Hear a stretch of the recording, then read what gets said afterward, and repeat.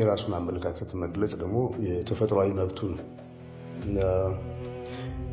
በማንኛውም ሁኔታ ግን ሁሉንም ማስደሰት ባይቻል በተቻለ መጠን ሁሉንም የሚያግባባ ቅርጽ ይዞ ለመቅረብ ነው የሞከርኩት። ኢትዮጵያዊነትን ከአደጋ ማዳን ትልቁ መሰረት። ይህንንም አልበም እንድሰራ ወይም ደግሞ በዚህ አይነት ሀሳብ ላይ እንዲያጠነጥን ያደረገኝ ደግሞ ግፊት ከምንም በላይ አንድነታችን አስፈላጊ ነው።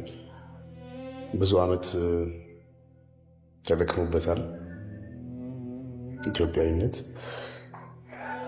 አሁን ደግሞ እንደሚታወቀው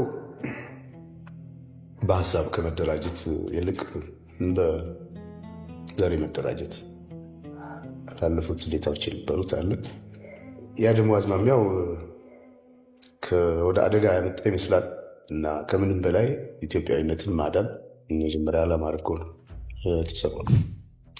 ብዙ ጊዜ የምትሰራው ነገር ላይ መደሰት ነው ትልቁ ነጥብ እና ከዛ ደግሞ የሚመጣ ውጤት የተሳካ ሲሆን ያስደስታል።